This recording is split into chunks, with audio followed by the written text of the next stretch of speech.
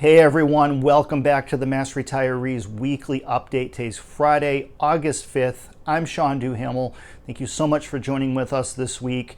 Now, the focus of today's video, as well as our email message that's sent to all of our members every Friday morning, will be on the Social Security WEP and GPO. But before I get into the details of those two issues, let me provide you with two quick updates. First and foremost, today, on Friday at 1 o'clock p.m. Eastern Time, Mass Retirees will be hosting our monthly tele-town hall meeting.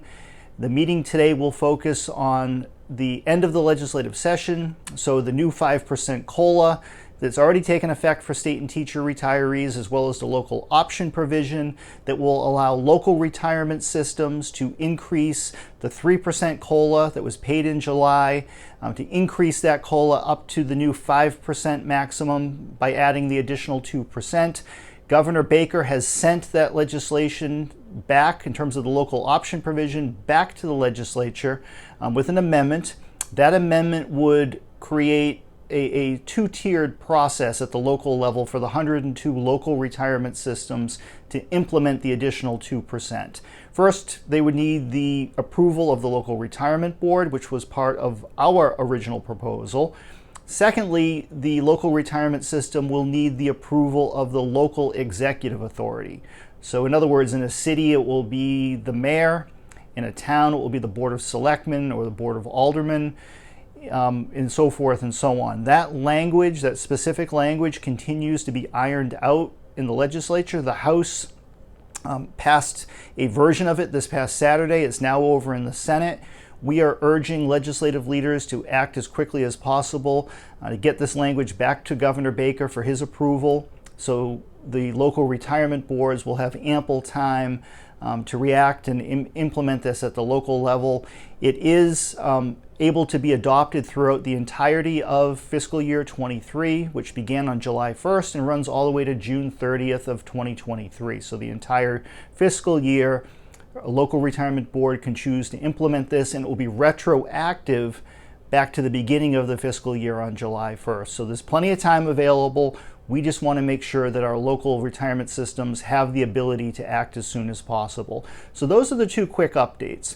But the bulk of this week's message, I wanted to dive into the specifics of the windfall elimination provision and the GPO, and most importantly, provide you with an update of where things stand right now, what's going on, and provide a little bit of an explanation as to why Mass Retirees has chosen to support Congressman Neal's WEP reform legislation versus the full repeal legislation that appears to be gaining some steam in the House of Representatives. It now has 294 co-sponsors. That's H.R. 82, which some of you may have heard about.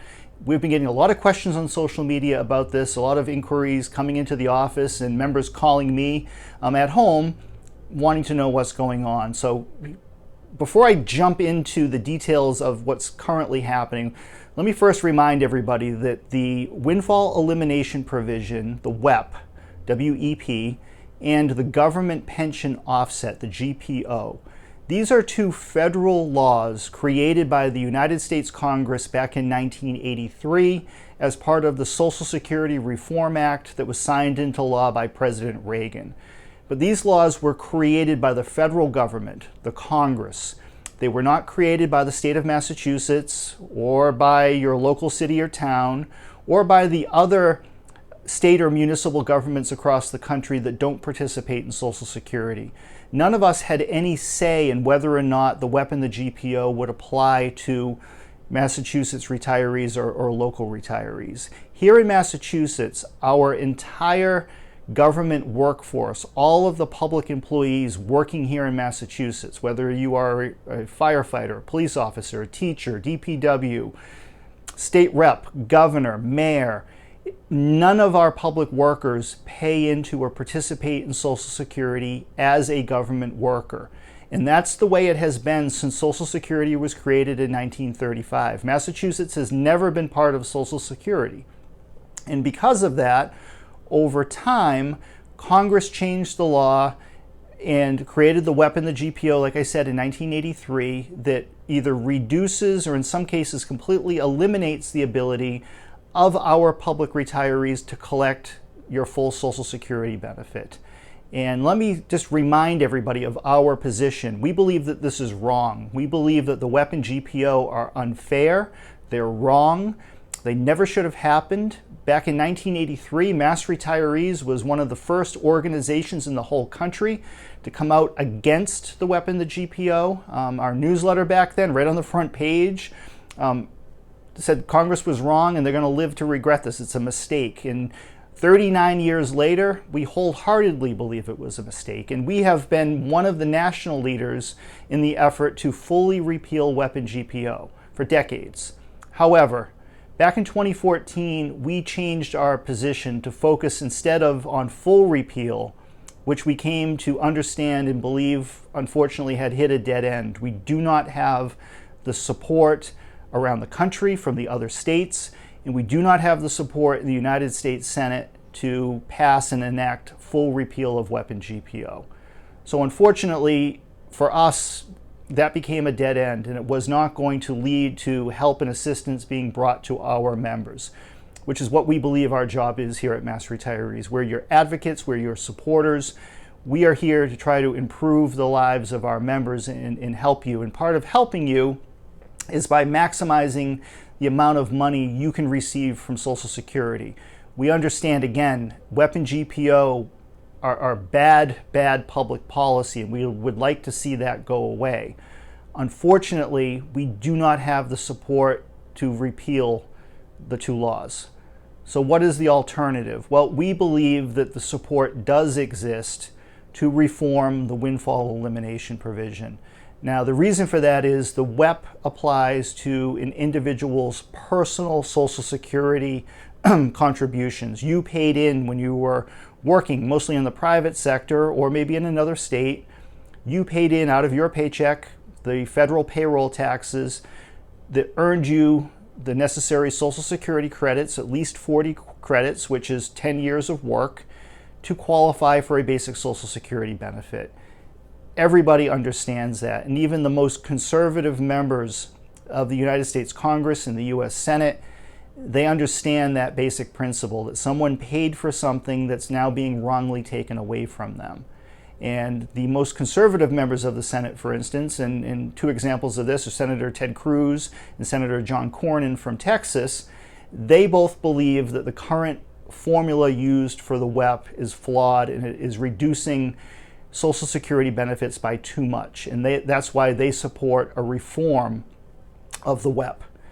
What they don't support, however, is a repeal of the WEP or a repeal of the GPO. They're not willing to go that far. They do not believe that it's warranted.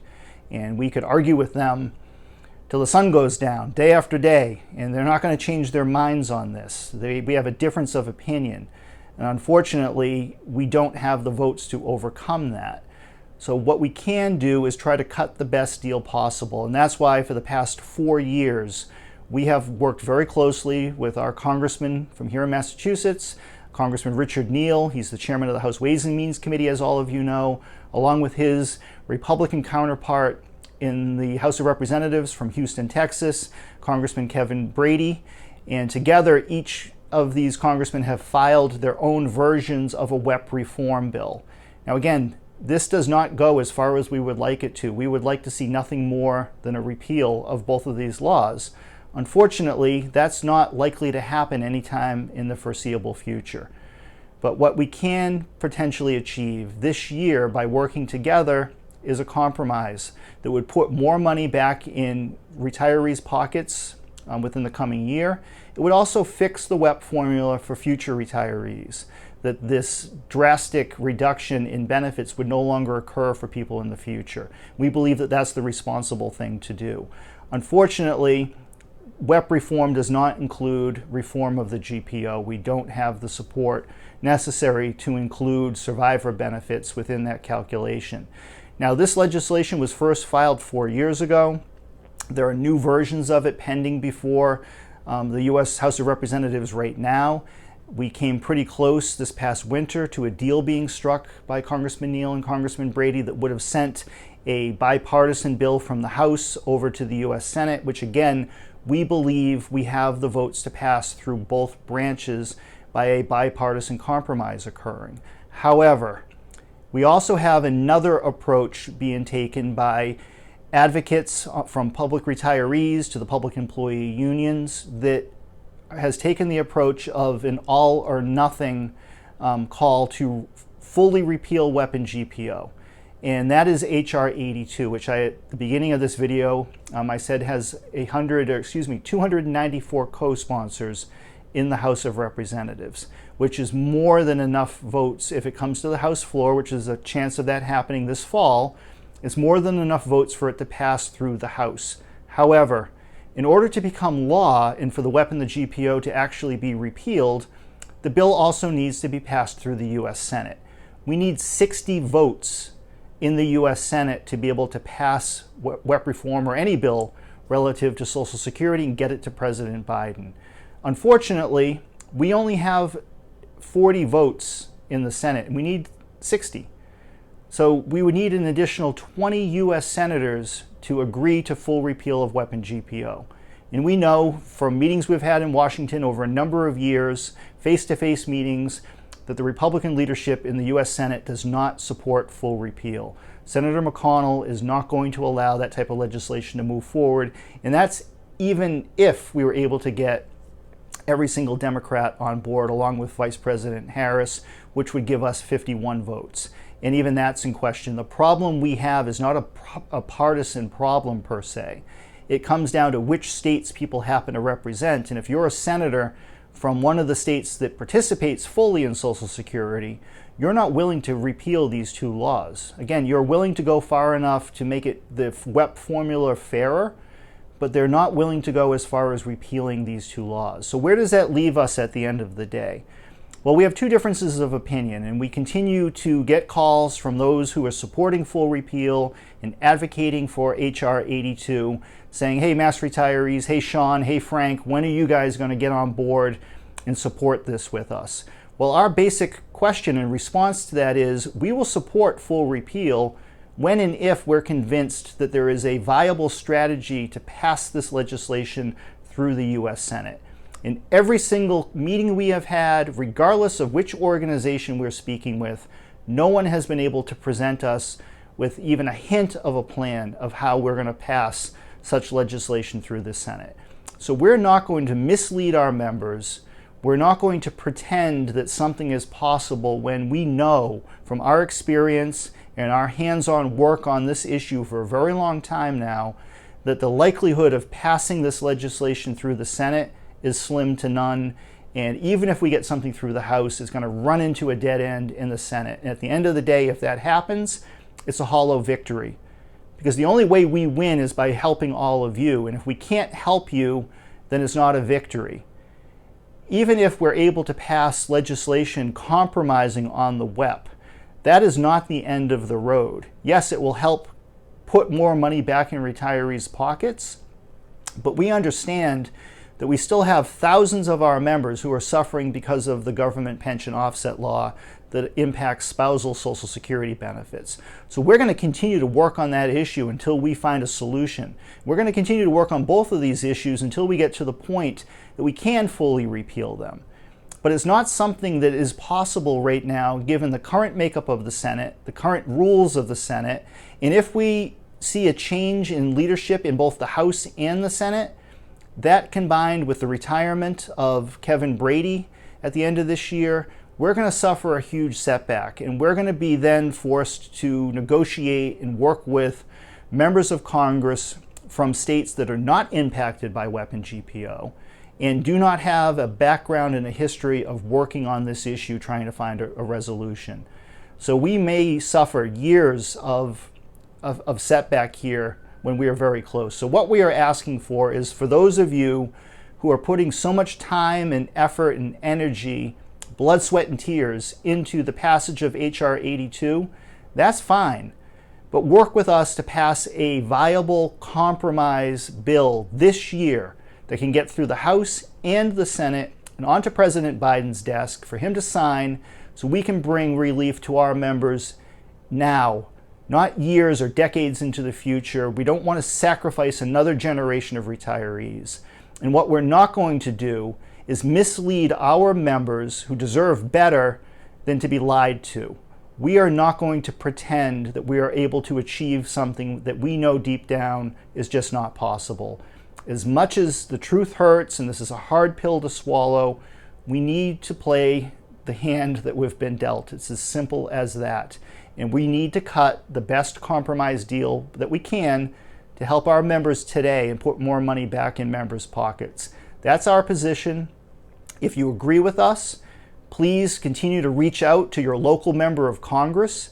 And if you live out in the 1st Congressional District, please continue to encourage Congressman Neal to do the right thing, find a compromise with Mr. Brady, and get this deal done while we still have some time left on the clock. Because once this session ends, whether the Democrats or Republicans control Congress going forward, our job of trying to provide relief from WEP GPO is going to get that much harder.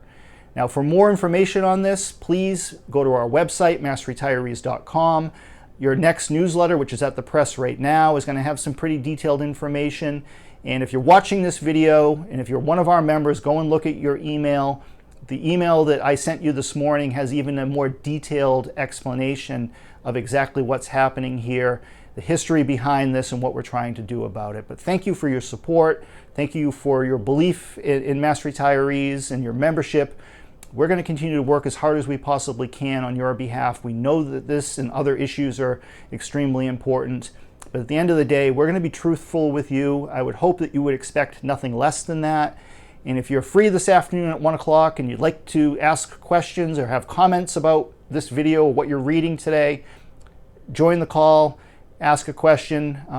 We'll be there to talk to you, and you could always reach me personally. But thank you so much. We'll be back to you again next Friday. Bye-bye for now.